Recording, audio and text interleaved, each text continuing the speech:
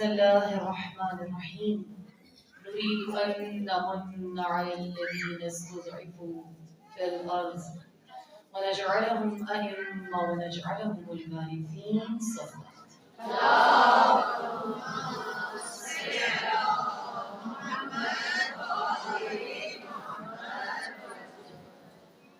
تمام تر الحمد سنا ذات واحد کے لیے جو رحمان ہے جو رحیم ہے، خدا متعال ہے جس نے مجھے اور آپ کو ایک اور شب قدر نصیب فرمائی، وہ رات کی جس میں خدا متعال مجھے اور آپ کو جو 1000 مہینوں سے افضل ہے، 83 سال اور 4 ماہ، وہ ایک پوری زندگی عطا کرتا ہے۔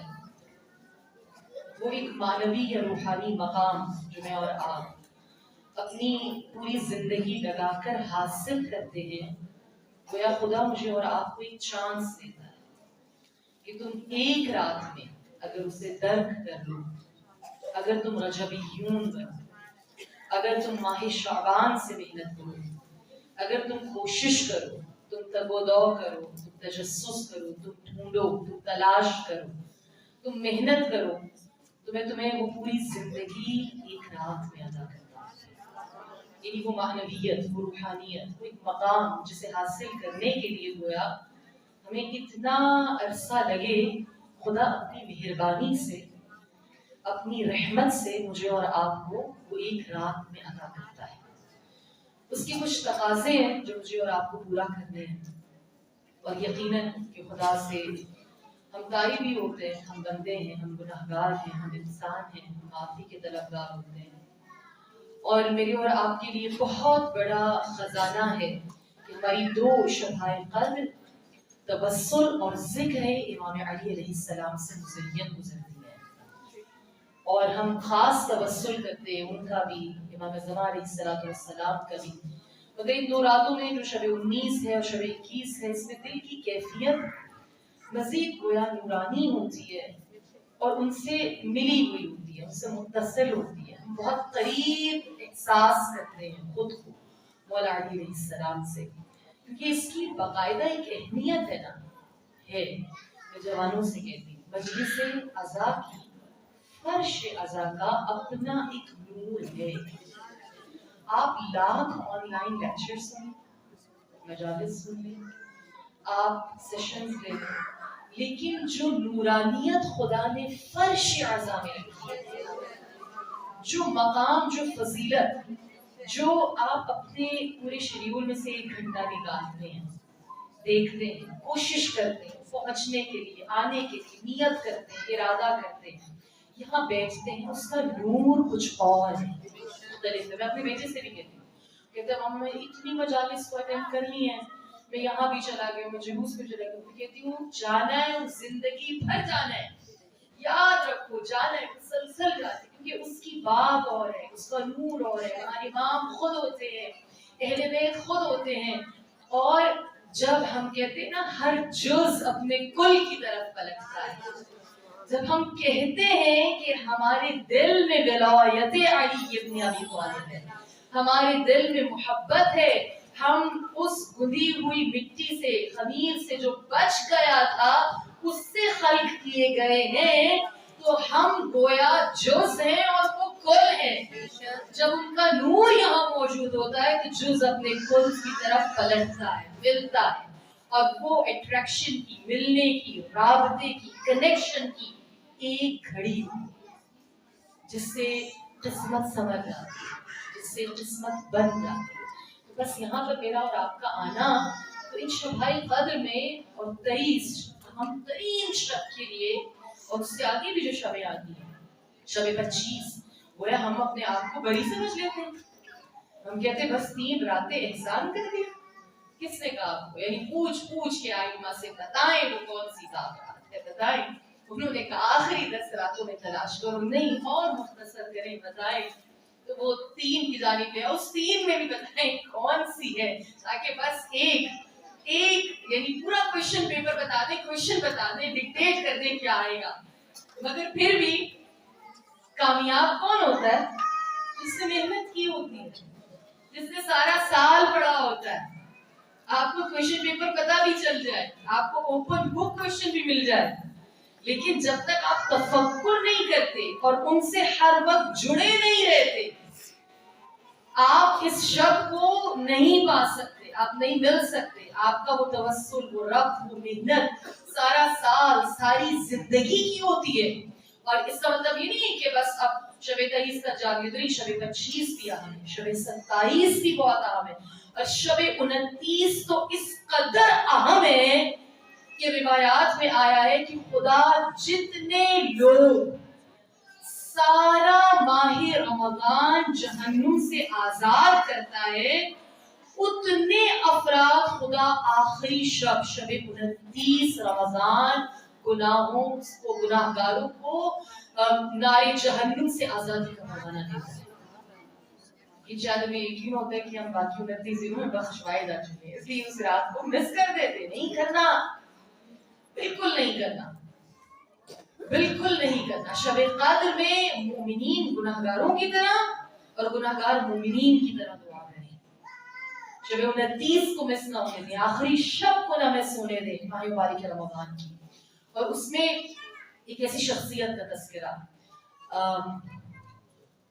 جو مختلف, میں نے کہا کہ پبلیکیشنز میں آپ کو یہ بھی, اس میں صرف اتنی مجالس میں اشارات دے سکی, ڈائریکشن دے سکی کہ آپ اس خطبے کو پڑھ لیں, ہم اس خطبے کو دیکھ لیں, ہم اس موضوع کو دیکھ لیں. ہم کس شخصیت کی محفل میں ہیں جس نے خود اپنے فوائد کو جب نیچے بلاغہ میں پڑھا, خطبہ غازیہ 189 خطبہ نیچے بلاغہ, اس کے بہت سے موضوعات ہیں, مگر ایک فراز جس نے مولا علی علیہ السلام نے کہا کہ وہ خدا ہے جو بلند و برتر ہے, بالا ہے, تمام تعریفیں اس کے لیے ہیں, اور تم جانتے ہو کہ میں وہ علی ہوں کہ جو گود رسالت میں پلا ہے. آپ نے کچھ فضائل کو رسول اللہ سے متصل کر کے اپنے بیان کیا کہ علی کون ہے, میں کون ہوں. میں وہ ہوں کہ جسے رسول اللہ نے اپنی گود میں نبوت کی ہوا دے کر پروان چڑھایا ہے. میں وہ ہوں کہ جو خوشبو رسالت کو سونگھ کر پروان چڑھا ہے. میں علی وہ ہوں کہ جسے رسول اللہ اپنے بستر میں جگہ دیا کرتے تھے, رسول اللہ اپنی گود میں بٹھاتے تھے, اپنے زانوں پہ سر رکھ کر سلاتے تھے. میں وہ ہوں کہ جسے لقمہ رسول اللہ اپنی منہ میں لے کر چبا کر لعاب رسالت, لعاب نبوت ملا کر میرے منہ میں دیا کرتے تھے. اور پھر آپ کہتے ہیں کہ رسول کون تھے جس نے مجھے اس قدر محبت, اس قدر شفقت دی. وہ رسول جس کا شب و روز قدسیوں اور ملائکہ کے محور میں گزرتا تھا, حلقے میں گزرتا تھا. ہر وقت رسول اللہ, آپ فرماتے ہیں کہ وہ ملائکہ مقربین کے محور میں رہتے تھے. اور جب یا رسول اللہ, یا رسول اللہ, یا علی,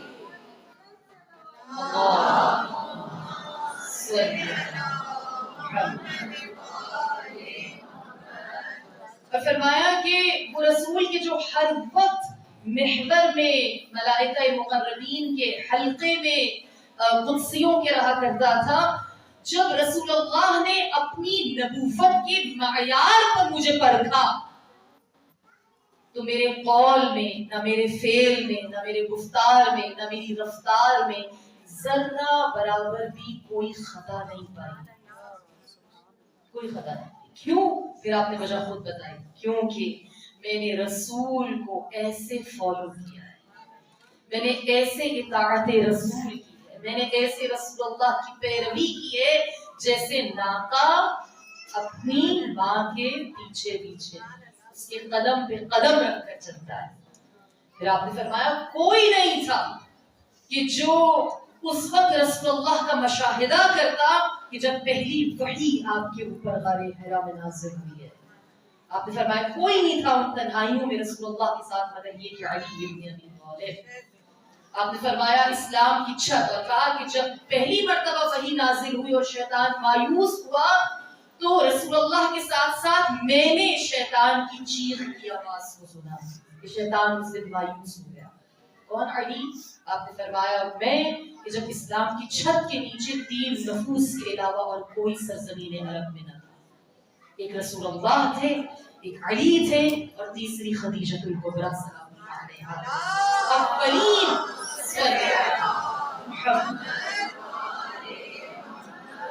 اولین مصلی تھے یہ 2 افراد، یا تو علی تھے یا خدیجہ، جنہوں نے حرم خدا میں سب سے پہلے رسول اللہ کے پیچھے نماز ادا کی ہے۔ ہم کیوں علی سے اسلام نہ لیں؟ ہم کیوں امام علی علیہ السلام سے توحید نہ لیں؟ ہم خود اپنے آپ کو مظلوم کریں گے اگر ہم کلام نہج البلاغہ، کلام مولا علی علیہ السلام سے محروم کریں گے خود کو۔ یہ ظلم ہوگا جو ہم اپنے نفوس کے اوپر کریں گے۔ علی سے زیادہ قریب رسول اللہ سے، بہت زیادہ قربت کے ساتھ ان کی اطاعت کرنے والے، ان کی پیروی کرنے والے، ان کو فالو کرنے والے، اسلام کو پروان چڑھتا ہوا دیکھنے والے اور کوئی نہیں ماں سوائے علی بن ابی طالب کے۔ کوئی شخصیت ایسی نہیں ہے جس نے اتنے قریب سے رسول اللہ کو دیکھا ہو، نبوت کو اور رسالت کو دیکھا ہو، اس کی خوشبو کو سونگا ہو، اس کے سائے میں پل کا جوان ہو۔ اس لیے ضروری ہے کہ کلام علی سے استفادہ کیا جائے، زندگانی علی بن ابی طالب سے استفادہ کیا جائے۔ جتنا قریب زندگانی امام علی سے ہونا، گویا اتنا قریب خدا سے ہونا۔ گویا اس کا مطلب ہے اسلام سے قریب ہونا، گویا اس کا مطلب ہے رسول اللہ سے قریب ہونا۔ کیونکہ اگر کوئی سمجھ پایا ہے ذات خدا کو، ذات رسول کو، اسلام کو حقیقی معنوں میں، تو وہ ذات علی بن ابی طالب علیہ السلام ہے۔ اور ہم نے اسی لیے کلام نہج البلاغہ کو منتخب کیا اس کلام کو۔ پچھلے سال میں مناجات امیر المؤمنین پر بات کی، اس سے پچھلے سال بھی مجھے سعادت ملی تھی، اور ہم نے اس خط پر، لیٹر پر، مکتوب پر بات کی تھی جو ایک بیٹے کی باپ کی بیٹے کو نصیحت تھی، جو امام حسن علیہ السلام کا نظر تھا۔ پھر مناجات امیر المؤمنین پر کیوں، اور آج ان خطبات پر یہ 3 تقریر، اس لیے کہ ہم انہی کے الفاظ سے ان کو سمجھ سکتے ہیں۔ کلام الامام امام الکلام۔ میں اور آپ اپنے الفاظ اس منبر سے، میں جتنے اپنے الفاظ لے آؤں ڈھونڈ کر اور مولا علی کی فضیلت کو بیان کروں وہ کم ہے۔ ایک خاکی انسان کیا بیان کرے کہ علی ابن ابی طالب کون ہے، مگر یہ کہ قرآن کی آیات بیان کی جائے، مگر یہ کہ حدیث رسول بیان کی جائے، مگر یہ کہ خود کلام امیر المؤمنین کو بیان کیا جائے اور بتایا جائے کہ مولا علی علیہ السلام کی شخصیت کیا ہے۔ بچے جوان مجھ سے سوال کرتے کہاں سے شروع کریں؟ کلام امام سے شروع کریں، وہی بتائیں گے، انہی کی زبان سے، انہی کے انداز سے ہمیں ان کا نظریہ، ان کی شخصیت اور ان کے کمالات، ان کے فضائل ہمیں پتہ چلیں گے۔ اس شب قدر ہم اپنے آپ سے ایک سوال تو کریں، وہ سوال کیا ہے کہ میں نے امام علی کو سمجھنے میں کیا محنت کی اپنی زندگی میں؟ یہ صرف دعویٰ کیا، کوئی ایک کتاب جو مکمل مولا علی علیہ السلام پر لکھی گئی ہے اور میں نے اس کا مطالعہ کیا، دقت سے مطالعہ کیا، ایسا مطالعہ کہ جیسا اس کا پیپر ہے، اس طرح کا مطالعہ، اتنا دقیق مطالعہ ہونا چاہیے باب العلم والوں کا، باب العلم کے ماننے والوں کا۔ آپ کتاب کو پڑھیں، اس طرح پڑھیں جیسے اس کا ایگزام دینا ہے، پھر سمجھ میں آئے گا کہ کلام مولا علیہ السلام کیا ہے۔ ایک مرتبہ نہیں، یعنی وہ جارج شرداق جس نے 4 اس کی مشہور ترین کتابیں ہیں امام علی علیہ السلام کے حوالے سے، اور اس نے عدالت امام علی پر سب سے زیادہ مشہور اس کی کتاب کو اس نے لکھا۔ اس نے کہا کہ میں نے مولا علی کے خطبے کو، پہلے خطبے کو 200 ٹائمز پڑھا ہے، 200 مرتبہ پڑھا ہے، اور وہ کہتے ہیں کہ ہر بار معجزہ یہ ہے کلام مولا علی علیہ السلام کا کہ مجھے ہر بار ایک نیا نقطہ نظر آتا ہے، ایک نیا زاویہ ہے جو کلام امام علی علیہ السلام مجھے اور آپ کو دیتا ہے۔ تو یہ کہنا چھوڑ دیں، اس کو منتخب کرنے کا مقصد یہ تھا ان 3 مجالس کے لیے اس کلام کو، یہ کہنا میں اور آپ چھوڑ دیں کہ قرآن مشکل ہے، کہنا چھوڑ دیں نہج البلاغہ مشکل ہے۔ اگر یہ اتنی مشکل ہوتی تو یہ عوامی نہ ہوتی، عوام سے خطاب نہ ہوتا، لوگوں سے خطاب نہ ہوتا۔ ہاں، مجھے اور آپ کو اپنی ذہنی سطح کو بلند کرنا ہے، مجھے اور آپ کی جو نکل بات کی زبان پر دسترس یا عبور حاصل کرنا ہے، اور بہت سارے سکلز ہیں اس کو بڑھائیں، اپنا انٹلیکچوئل لیول بڑھائیں، لیکن یہ نہ کہیں کہ یہ مشکل ہے نہیں، ایک مرتبہ پڑھیں، 2 مرتبہ پڑھیں، 3 مرتبہ پڑھیں، متعدد مرتبہ پڑھیں. اور اس کلام کی خصوصیت کیا ہے؟ اس کی خصوصیت یہ ہے، جس خطبہ نمبر 28 کو ہم نے کل تک بیان کیا. اس کی خصوصیت اس کلام کی ہر خطبے کی ہے. میں خود صرف خطبات لکھ رہی ہوں، مکتوبات بھی نہیں گئے اس موضوع کے لیے اور کلمات کثار میں نہیں گئے. اس کی خصوصیت یہ کہ اگر امام ایک سوال اٹھاتے ہیں نا، ایک بات کی آپ نے، ایک مشکل پیش کی ہے اہل دنیا کی، یہ مشکل ہے، یہ مصیبت ہے، یہ امیدوں کا دور ہے جیسا کہ اس میں کہا، ٹھیک ہے، یہ تیاری کا دور ہے. پھر اس کے بعد دوڑ ہے، دوڑ کہاں پر ہے؟ بہشت منزل ہے تمہاری. پھر اس کے بعد آپ کہتے ہیں یہ امیدوں کا دور ہے، اس میں جو عمل کرے گا کامیاب ہوگا، اس کے لیے موت آسان ہے، جو عمل نہیں کرے گا اس کے لیے موت مشکل ہے. امام نے ایک بات کہہ دی مگر اس کے ساتھ ساتھ اس کا حل بھی بتایا، فیکٹرز بھی بتائے کہ اگر تم اس سے غافل رہو گے تو فیکٹر کیا ہے. آپ نے فرمایا 2 باتوں کا خطرہ ہے مجھے تم سے، اور وہ کیا خطرہ ہے؟ ایک خواہشات کی پیروی، اتباع الہوا، اور دوسرا لمبی لمبی آرزویں. فیکٹر بھی بتا دیا. تو یہ کلام آسان ہوا نا کہ اگر ایک مشکل بتائی جا رہی ہے تو عامل بھی بتایا جا رہا ہے یہ مشکل کیوں ہے، اور پھر اس کا حل بھی بتایا جا رہا ہے. جو خطبے کا آخری جملہ تھا، جو زہد سے متعلق تھا، جو اس متعلق تھا کہ دنیا میں رہو گے، اگر آپ نے کہا کتنا رہو گے اس دنیا سے، اتنا لو جتنا کل اپنے نفسوں کو بچا سکو.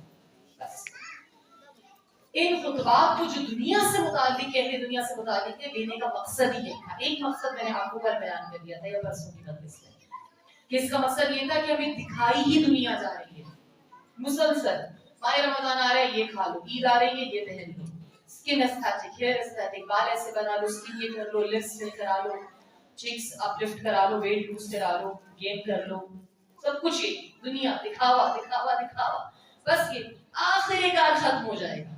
ختم ہو جانا ہے، ایسا مطلب نہیں نہ کریں، ایک حد تک کریں.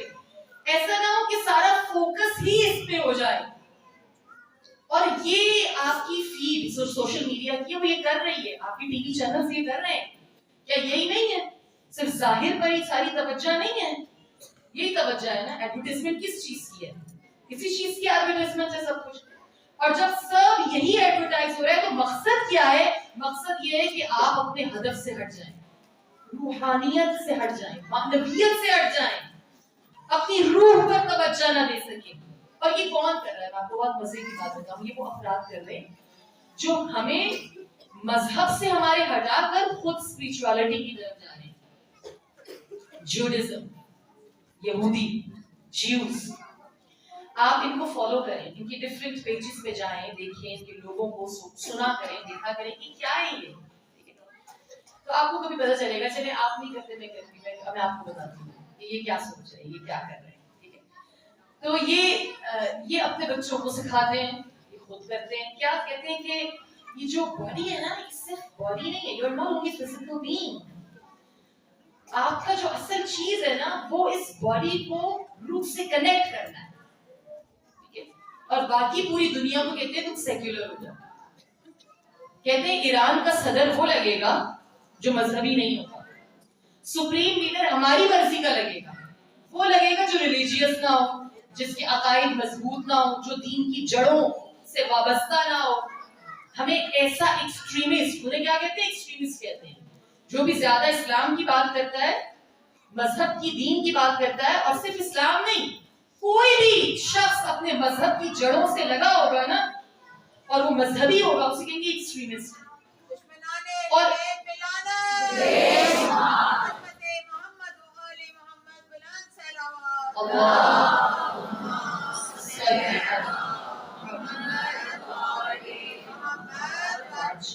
آپ ایکسٹریمسٹ ہیں، انتہا پسند ہے آپ کو. اچھا، پوری دنیا انتہا پسند ہے، وہ اپنے مذہب کو چھوڑ دے، وہ ہوائے نفس پر آ جائے، وہ میری مرضی پر آ جائے. دین کو چھوڑو اور اپنی مرضی، اپنی خواہشات کے مطابق زندگی گزارو. مگر ہم خود کیا کریں گے؟ ابھی آپ نے دیکھا اسیسینیشن آف خامنہئی کے بعد 20 سے زائد پادریوں کو بلایا گیا، پریسٹ کو، وائٹ ہاؤس میں. اور کیا ہوا؟ وہ کیا چیز تھی؟ اسپرچولی. وہ پریسٹ آپ اس لیے نہیں پہچان پہ، سارے پین کوٹس میں تھے اور وہ ماڈرن ڈریسنگز میں تھے، وہ سارے پریسٹ تھے. ٹھیک ہے، پادری تھے. 20 سے زائد بڑے پادریوں کو بلایا گیا. اور کیا تھا کہ وہ جو قاتل ہے شہید رہبر کا، وہ کہہ رہے ہیں کہ میں اسپرچولی میں روحانی طور پر ویک فیل کرتا ہوں, کمزور ہوں, اور مجھے طاقت دعا کر, میرے لیے دعا کر. یعنی پوری دنیا کو انشاءاللہ جہنم رسید ہی ہوں گے, اور انہوں نے دنیا میں اس چیز کو دیکھ لیا ہے. اور میں نے ایک خبر کو بھی دیکھا, آیا ہے وہ ٹھیک ہے نہیں ہے, زیادہ تر ذرائع کے مطابق وہ ٹھیک ہے کہ یہ مشہور ہے کربلا کے لیے بھی, کہ جب ابن زیاد کے سامنے سید الشہداء کا سر آیا تھا تو اسے سر اٹھایا تصدیق کے لیے, اور جب اسے اٹھا کر اپنی گود میں دیا تو آپ کے خون کا ایک قطرہ اس کی ٹانگ پہ گرا, اور وہی خون کا قطرہ ناسور بن گیا, اور اسی وہ اس قدر بدبودار تھا کہ اسی سے وہ تڑپ کر مرا. اور آپ یہی دیکھ لیں کہ وہ جو ایک پیچ اس کی گردن میں بنا ہے, یہ بڑا اسیسینیشن کے بعد 3 یا 4 دن کے بعد انشاءاللہ کہ کوئی ناسور بنے, کوئی ناسور بنے. اور ان کے دن گنے جا چکے ہیں, باطل کے دن گنے جا چکے ہیں. آپ اس بات کی امید رکھیں, ہر حال میں امید نہ چھوڑیں, نہ چھوڑیں. یہ باطل کیا ہے, دعائے سب آپ یقیناً سب پڑھتے ہوں گے اور ترجمے کے ساتھ پڑھتے ہوں گے. خدا قرآن میں کہتا ہے جب موسیٰ اور فرعون کا تذکرہ کرتا ہے کہ یہ تمہیں متحد دکھتے ہیں, تم ان کو متحد تصور کرتے ہو, حالانکہ ان کے دل متفرق ہیں. کیوں؟ کیونکہ یہ ایسے لوگ ہیں جو عقل نہیں رکھتے.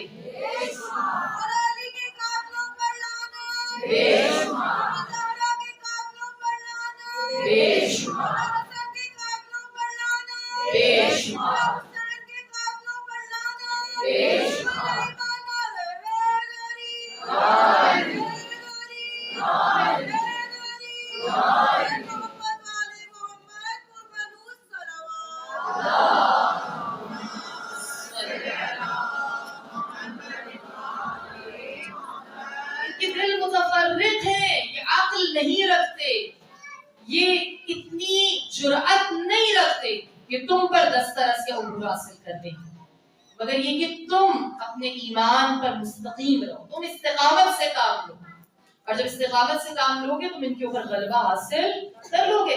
تو ہم یہاں پر بات ہے کہ پوری دنیا کو مذہب سے ہٹا رہے ہیں اور کہہ رہے ہیں کہ تم مذہب کو چھوڑو, تم ہوائے نفس پر آؤ, اور خود اپنے بچوں کو ہیں کیا یہ خود سٹانک ہے, شیطانی ہے, شیطان کی پوجا کرنے والے, اس کی عبادت کرنے والے ہیں, اعلان کہنے والے ہیں, خود روحانیت کی طرف آتے ہیں, اور روحانیت کے نام پر ان کے پاس کیا ہے, شیطان کی عبادت کرنا.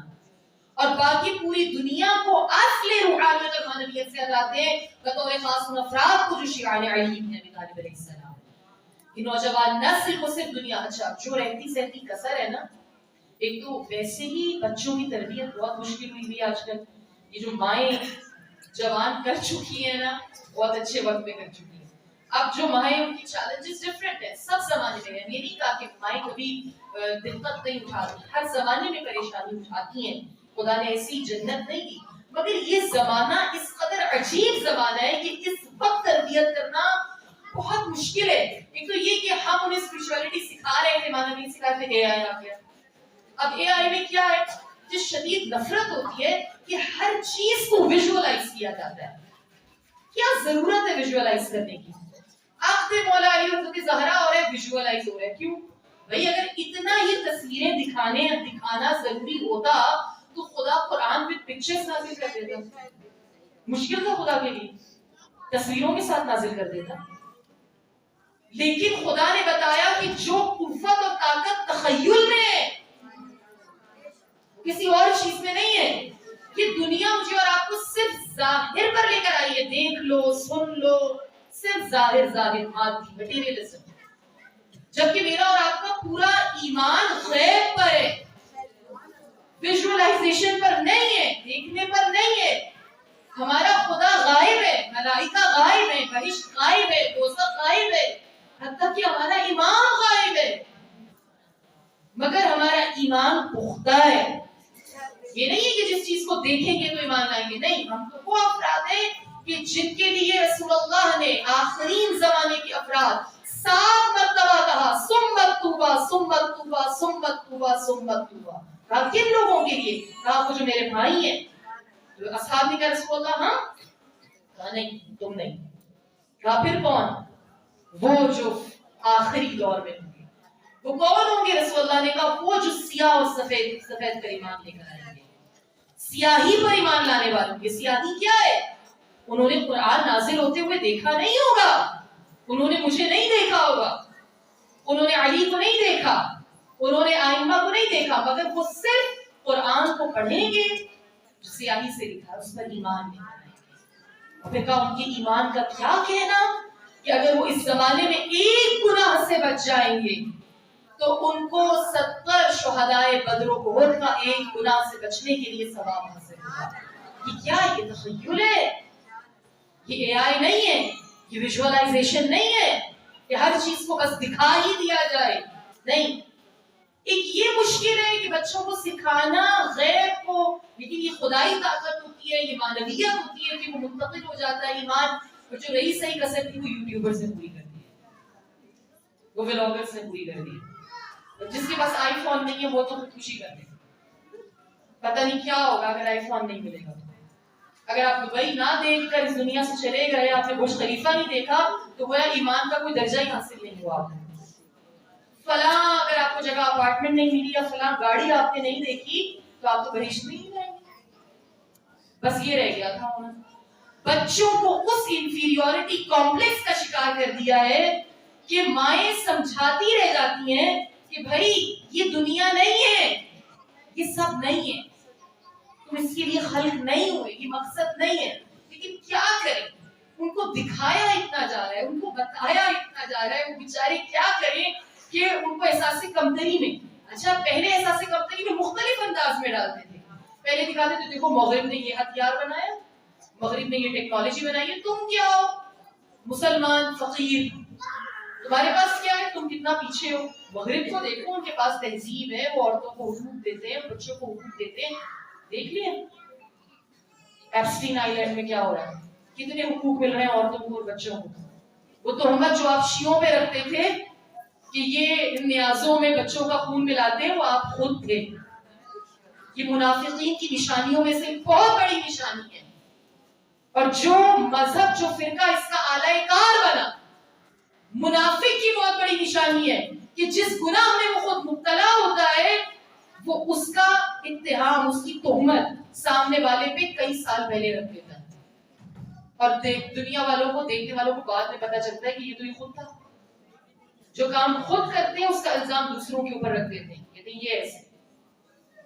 دیکھ لیا آپ نے مغرب کی تہذیب کو، کیا ہے مغرب کی تہذیب؟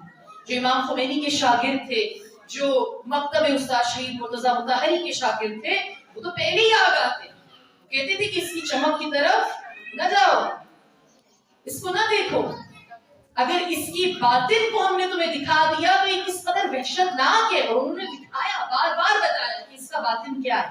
اس سے جان چھوٹی تو اب جی یہ چیزیں آ گئی ہیں، یہ دنیا کو اس طرح بنا کر پیش، اسی لیے ان خطبوں کو میں نے آپ کو ریکمینڈ کیا، پڑھیں۔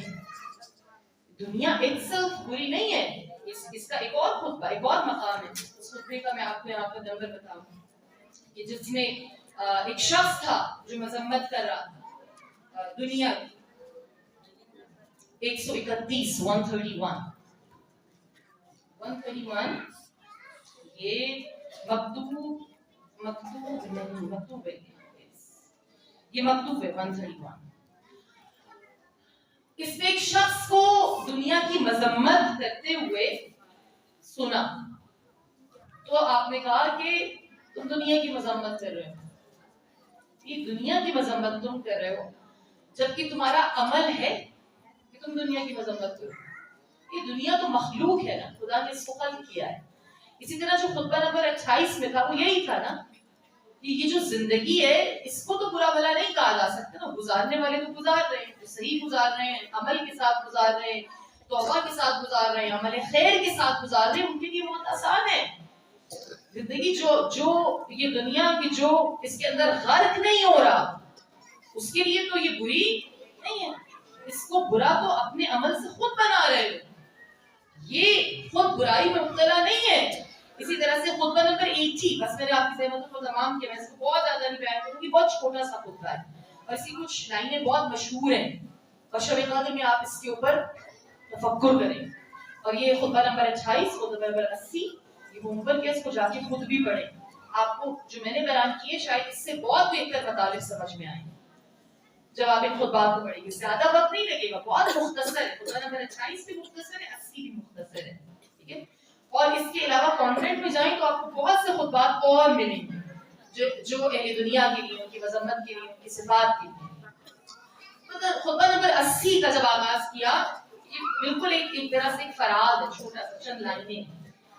اس میں آپ نے کہا کہ وَمِن كَلَامِ لَهُ عَلَيْهِ السَّلَامِ فِي صِفَةِ الدُّنْيَا, صفت دنیا کو اس کلام میں اس خطبے میں امام نے بیان کیا. آپ نے کہا ما حسیک من دار اول وعنا وآخر وفنا. آپ نے فرمایا میں اس دار دنیا کے بارے میں کیا بیان کروں جس کا آغاز رنج ہے اور اختتام فنا ہے. اس کے بارے میں کیا بیان کروں؟ آغاز رنج ہے اور اختتام فنا ہے. آغاز کیا ہے اس کا؟ اور پوری دنیا, اب دنیا والوں نے مجھے اور آپ کو کس چیز پہ لگایا ہے؟ سکون تلاش کرو. وہ سکون جو اس دنیا میں نہیں ہے, اور جن چیزوں میں ہے ان چیزوں کی طرف تو یہ دشمن لاتا ہی نہیں ہے. اس سکون کو کہتے ہیں دنیا دنیا دنیا, بس دنیا ہی سکون ہے کہ یہاں چلے جاؤ, یہ پہن لو, یہ اوڑھ لو, وہاں فلاں جگہ ویکیشنز کر لو, سکون ہے. کیونکہ خدا کہتے ہیں الا بذکر اللہ تطمئن القلوب.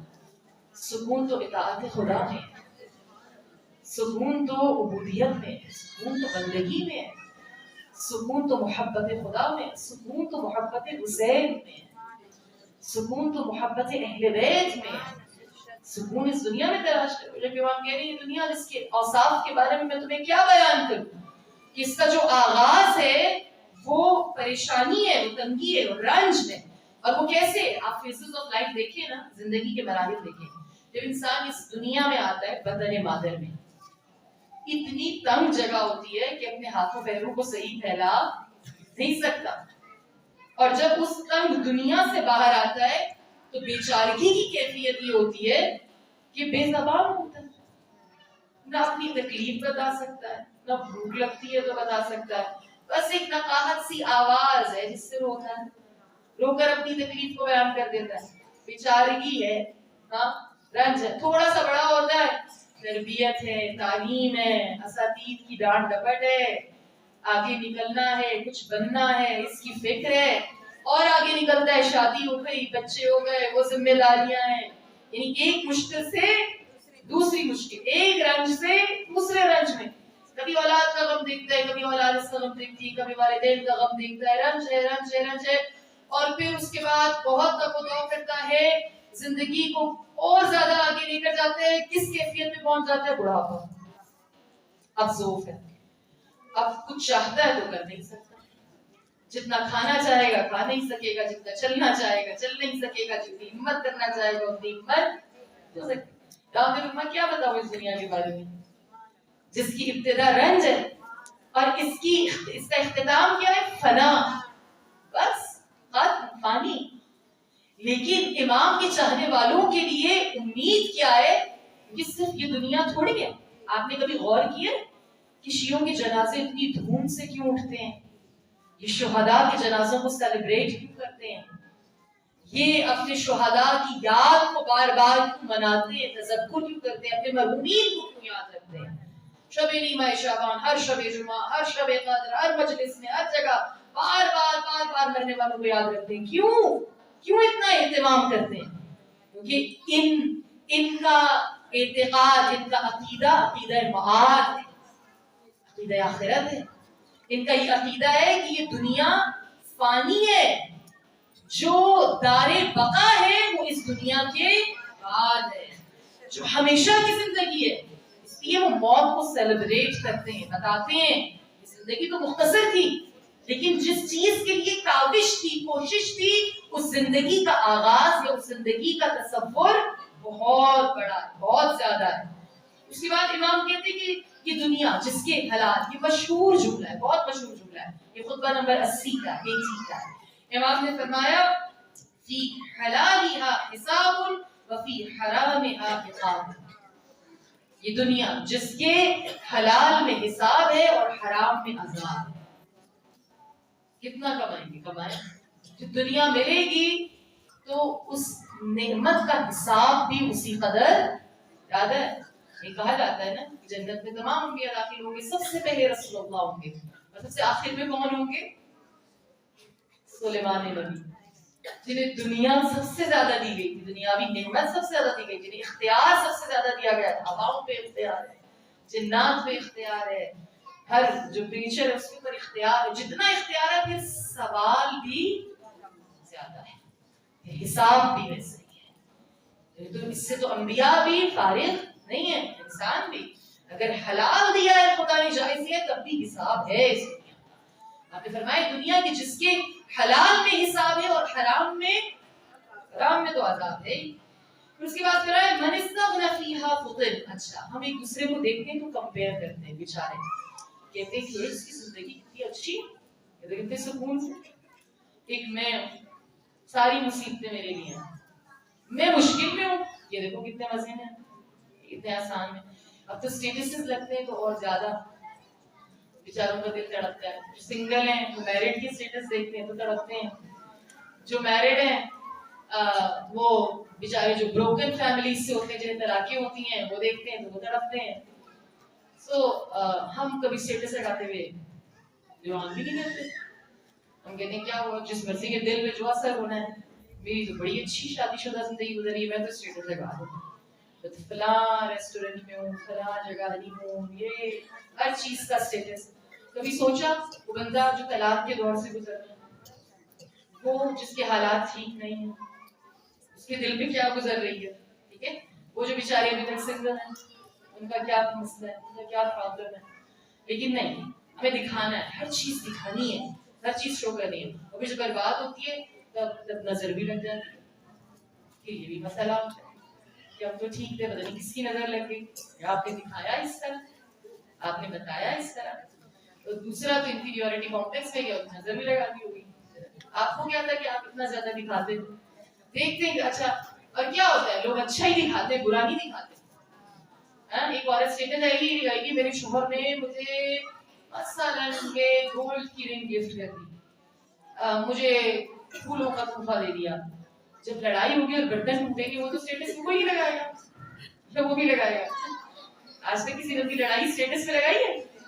کتنی شادی شدہ خواتین میں لڑائی نہیں ہوتی ہے نا، بات چیت ہوتی ہے، سردی گرمی سب چلتی ہے، تو بری چیز تو کوئی بھی نہیں لگاتا، اچھی لگاتے ہیں، اور جب اچھی دیکھتے ہیں ہم کہتے ہیں یہ پرفیکٹ ہے، یہ دیکھو کتنی اچھی لائف ہے، میں ہوں، میرے پاس یہ نہیں ہے۔ امام کیا کہتے ہیں؟ امام فرما رہے ہیں من استغنا فیہا فطن، یہاں کوئی غنی ہو تو اسے فتنوں کا سامنا ہوتا ہے۔ پھر آپ نے فرمایا ومن افتقر فیہا حزن، جو فقیر ہوتا ہے وہ حزن و ملال میں ہوتا ہے۔ اور پھر فرمایا ومن افتقر فیہا حزن ومن ساعها فأتته ومن قعد عنها وأتته ومن أبصر إليها عمته۔ آپ نے فرمایا کہ جو سعی و کوشش کرتا رہتا ہے، یعنی مشکل میں ہر کوئی اسٹرگل کر رہا ہے، جیسا پیسے ہیں وہ بھی کر رہا ہے، پیسے نہیں ہے وہ بھی کر رہا ہے، جو بیمار ہے وہ بھی کر رہا ہے، جو صحت مند ہے، ہر کوئی سفر کر رہا ہے، ہر کسی کی سفرنگ ڈفرینٹ ہے، مختلف ہے، ہر کوئی کوشش کر رہا ہے، مگر جو بھی کوشش کر رہا ہے اور سعی و کوشش میں لگا ہوا ہے دنیا کی، تو جتنا وہ دنیا کے لیے کوشش کرے گا نا، فیکٹر کیا دیکھنا ہے اس کا نا، کلام امام کتنا آسان ہے، جب پڑھیں بار بار پڑھیں، یہ پرابلم بتاتے ہیں امام، ساتھ میں عامل یا فیکٹر بھی بتاتے ہیں کہ کیوں ہے اور اس کا حل کیا ہے۔ امام نے فرمایا اس کا عامل، اس کا فیکٹر کیا ہے؟ اس کا فیکٹر یہ ہے کہ تم جتنا دنیا کے لیے کوشش کرو گے تمہاری آرزویں اتنی بڑھتی رہیں، اتنی بڑھتی رہیں، جتنا زیادہ اس کے لیے کوشش کرتے رہو گے تمہاری آرزویں بڑھتی چلی جائیں گی۔ اور پھر اس کے بعد آپ نے فرمایا کہ جو کوششوں سے ہاتھ اٹھا لیتا ہے اس کے لیے یہ دنیا سازگار ہو جاتی ہے، جو دنیاوی کوشش ہوتی تھی تگا دو کی، کہ بس ایک ہے تو دو ہو جائے، دو ہے تو چار ہو جائے، چار ہے تو پانچ ہو جائے۔ کل تھوڑا سا 2028 کے آخر میں جملے کو جب آپ کے سامنے ڈسکس کیا تو بیان کیا تھا، امام نے فرمایا اتنا لو جتنا کل نفسوں کے لیے جواب دے سکو، ضرورت ہے، بس یہاں پر بھی امام نے فرمایا اگر ان آرزوؤں کے پیچھے دوڑو گے تو زندگی مشکل ہوگی، دنیا مشکل ہوگی، اور اگر آرزوؤں کو چھوڑ دو گے اور بس اتنا لو گے جتنا تمہاری ضرورت ہے تو یہ دنیا تمہارے لیے سازگار ہو جائے گی۔ زیادہ پھر یہ کہ دنیا بری نہیں ہے، میرا میکنزم خراب ہے. اگر وہ الہی نہیں ہے، اگر وہ الہی نہیں ہے، اگر وہ ڈیوائن نہیں ہے، اگر میری کوشش، میری اسٹرگل، میری ایفرٹس، اگر میری انٹینشن، میری نیت اگر وہ خراب ہے، وہ غلط ہے، تو سب کچھ غلط ہوگا. لیکن اگر وہ الہی ہو جائے گا تو سکون مل جائے گا، پھر سازگار ہو جائیں گی سب چیزیں. آخری جملہ امام نے کہا، آپ نے فرمایا کہ جو شخص دنیا کی عبرتوں کو آئینہ سمجھ کر دیکھتا ہے تو یہ دنیا اس کی آنکھوں کو روشن اور بینا کر دیتی ہے. کیا بہت جملہ، کیا خوبصورتی ہے. یہ دنیا صرف نابینا نہیں کرتی، صرف کور نہیں کرتی، اندھا نہیں کرتی، انہیں کرتی ہے جو صرف دنیا کو دیکھتے ہیں. مگر جو دنیا کو عبرت، مقام عبرت کے طور پر لیتے اور عبرت کا آئینہ سمجھ کر لیسن لیتے ان افراد سے، ان سے جو اہل دنیا تھے، جو ابن دنیا تھے، جو ابن الآخرہ تھے، جب ان سے پیغام لیتے ہیں اور عبرت کا آئینہ لگا کر دیکھتے ہیں تو ان کی آنکھوں کو یہ دنیا روشن کر دیتی ہے. وہ پھر جو فتن ہے، جو فتنے ہیں ان سے آگاہ ہو جاتے ہیں اور پھر اپنا پھوک پھوک کر قدم اٹھاتے رکھتے ہیں. اور جب اپنا قدم بہت ہی احتیاط سے رکھتے ہیں، کیوں؟ کیونکہ انہوں نے دیکھ لیا ہوتا ہے، انہوں نے جو پچھلے افراد ہیں، اقوام ہیں، ان سے عبرت حاصل کرنی ہوتی ہے. پھر ان کے لیے آگے کی پلاننگ آسان ہو جاتی ہے، اور جو فقط فوکس کی صرف ظاہری چیز پر رکھتے ہیں ان کے لیے مشکل ہوتی ہے. بس شب قدر، ایک شب قدر اور ہے میرے اور آپ کے پاس. کل کی شب قدر بھی بہت اہم تھی. میرا دل کہہ رہا تھا کہ کل کی رات ہی شب قدر ہے. آپ کو پتہ چلتا ہے، آپ کو بہت سارے چیزیں ہوتی ہیں جس سے آپ کو محسوس ہو رہا ہوتا ہے کہ ہاں یہ کنیکشن، یہ بات، یہ چیز. ایک اور رات میرے اور آپ کے پاس ہے، شب تئیس، شب قدر، جس میں توجہ ہوتا ہے. بس اگر آپ کو لگ رہا ہے کہ اتنی زندگی گزار لی ہے اور بس سب کچھ بہتر نہیں ہو رہا تو سوچیں. اور جہاں اسٹک کر جاتے ہیں، آپ کو لگتا ہے کہ کیا کروں، تو امام سے مدد مانگتے ہیں، خدا سے مدد مانگتے ہیں. کہا کرے مجھے یہ بات سمجھ نہیں آ رہی ہے خدا، تو مجھے سمجھا دے. مجھ سے زندگی نہیں سنبھل رہی، میں نے اس کو جنبل، اس کو خراب کر دیا، الجھا دیا، ختم کر دیا، بڑی کمپلیکیٹڈ ہو گئی ہے، میں نے خود کر دی ہے، تو اسے سلجھا دے، سلجھا دے. خدا سے بات کرتی ہوئی یہی کہتی ہوں، کیونکہ میں ماں ہوں تو میں ان چیزوں کو ریلیٹ کرتی ہوں، ایگزامپل دیکھتی ہوں. میں کہتی ہوں میرا بچہ کمرہ پھیلا دیتا ہے، کھلونے پھیلا دیتا ہے، خدا میں آتی ہوں، مجھ سے جتنی ہمت ہوتی ہے میں چیزوں کو سمیٹ دیتی ہوں، اپنی جگہ پہ رکھ دیتی ہوں، پھر یہی کر دیتا ہے، میں ٹھیک کر دیتی ہوں. خدا تو 70 ماؤں سے زیادہ مہربان ہے. میں نے اپنی زندگی میں یہی کیا، میں چیزوں کو بکھیر دیتی ہوں، اس سے غلطیاں ہو جاتی ہیں. خدا تو شفیق ہے، تو مہربان ہے، تو 70 ماؤں سے زیادہ مہربان ہے. تو اس کو سمیٹ دے، اس کو ٹھیک کر دے، میں نے اس کو غلط کر دیا. اس امید کے ساتھ، اس توسل کے ساتھ، جو توسل سب سے زیادہ اہم ہے، وہ توسل محمد والی محمد کا توسل ہے. مجھے ان پاکیزہ بندوں کا واسطہ جن نے ایسی زندگی گزاری ہے اس دنیا میں اور گزار کر دکھائی ہے کہ اتنی پاک اور طاہر زندگی گزاری جا سکتی ہے، ان کا واسطہ. آج ایک ایسی شخصیت کا واسطہ اس میں ہم کہتے ہیں کہ 21 ماہ مبارک ایک ایسے انسان کامل کا واسطہ اپنی شب قدر کے لیے کہ جو جب اس دنیا سے گیا کہ لائٹ سب آف کروا دیا. جب اس دنیا سے گیا تو صرف اس کے بچے یتیم نہیں. آج کا سورج جب طلوع ہوا تو یہ صرف زینب کی یتیمی کی خبر نہیں لے کر آیا، یہ صرف حسنین کی یتیمی کی خبر نہیں لے کر آیا، بلکہ اس کے جانے سے انسانیت یتیم ہوئی. علی کے جانے سے کوفہ کے یتیم ایک بار پھر یتیم ہو گئے. میں نے آپ کے سامنے بیان کیا تھا کون ہے جو علی کے اس زخم کو دیکھے گا جو سینے میں ہے، کون ہے جو تنہائی کو دیکھے گا۔ آج کے مسائل کا آغاز بھی سلام سے کرتے ہیں، وہ علی کے جسے لوگوں نے سلام کرنا چھوڑ دیا، وہ علی جو سلام کرتا تھا بعد رسول خدا تو لوگ سلام کا جواب نہیں دیتے تھے۔ یا علی ہم آپ کی روحانی بیٹیاں ہیں، ہماری زندگی گزر جائے ہماری زبان کبھی نہ تھکے یہ کہتے ہوئے السلام علیکم یا امیر المؤمنین علی بن ابی طالب۔ یا علی کیا تنہائی تھی، کیا غربت تھی، کیا مظلومیت تھی۔ السلام علیک یا ولی اللہ، السلام علیک یا وصی رسول اللہ۔ یا خدا آج وہ اس دنیا سے جا رہا ہے، وہ امام جو اس قدر مظلوم ہے، جو اس قدر زخمی ہے کہ جس کے سر کا زخم تو عیاں ہے مگر دل کا زخم تو کون جانے۔ وہ علی اس قدر مہربان اور شفیق باپ کہ جب سر پہ ضربت لگی حسن آگے بڑھے، بابا کا سر اٹھایا اپنی گود میں رکھا۔ روایت کہتی ہے حسن ابا کا دامن اٹھاتے تھے، بابا کے چہرے سے لہو صاف کرتے تھے اور گریا کرتے جاتے تھے۔ اس قدر گریا کیا اتنے سے وقت میں حسن نے کہ آپ کی پلکیں مجروح ہو گئی۔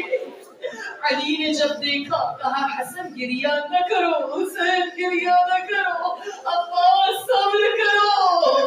مگر جب یہ علی کو لے کے حجرے میں آئے، مجھے نہیں معلوم آپ یہاں بیٹیاں بیٹھی ہیں، خدا کسی بیٹی کو باپ کا ایسا عالم نہ دکھائے۔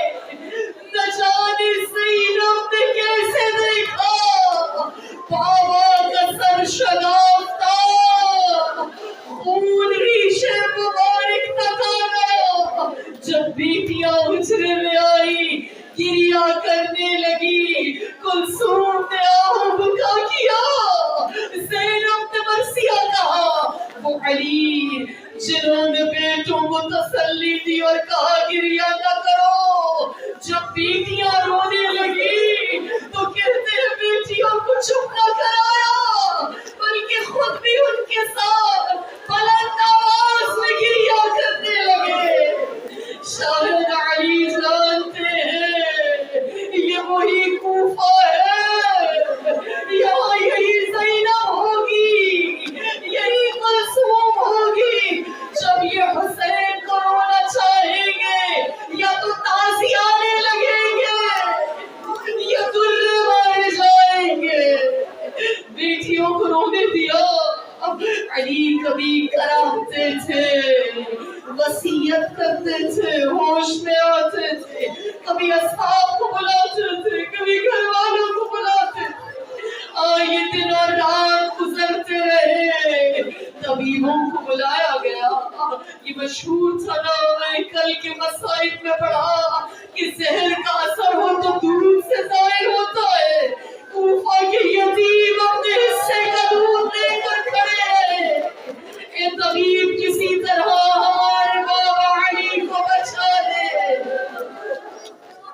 بس جیسے ہی ایک طبیب ماہر طبیب کو بلایا گیا، کہا کہ میں زخم علی کا علاج کرتا ہوں۔ زخم دکھایا گیا، طبیب نے کہا امید کم ہے مگر ایک بہت مؤثر علاج ہے، ایک گوسفند کو ذبح کیا جائے، اس کی خاص رگ ہے اسے نکالا جائے، اسے جب زخم پہ رکھ دیں جہاں زہر ہو، اس کی خاصیت یہ ہوتی ہے کہ وہ اس زہر کو اپنے اندر جذب کر لیتی ہے.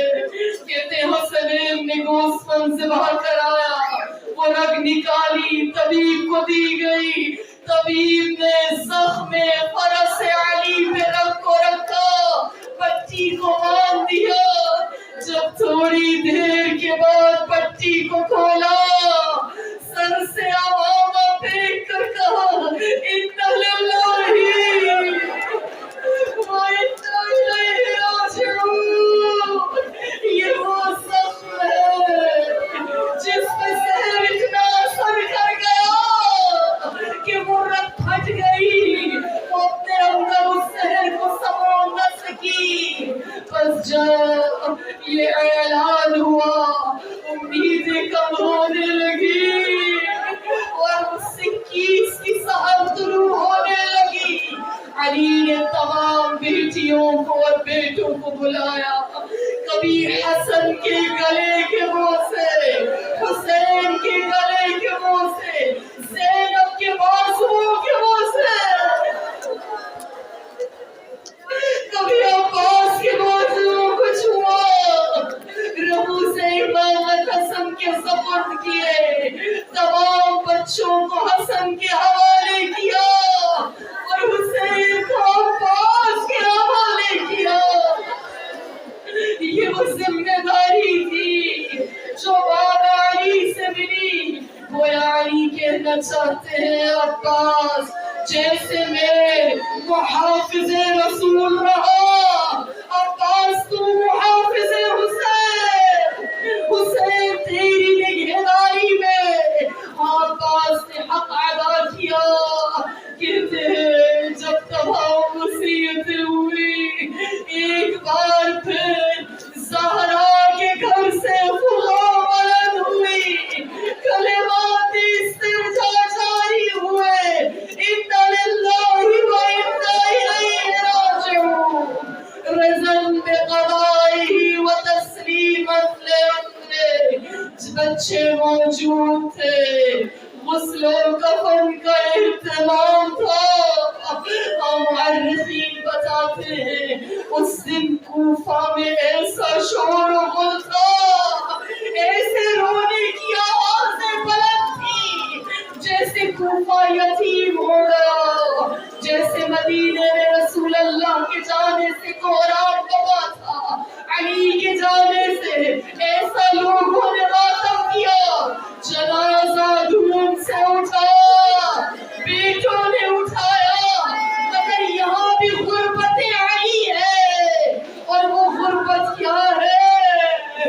فرشتوں نے اٹھایا, حسنین نے اٹھایا.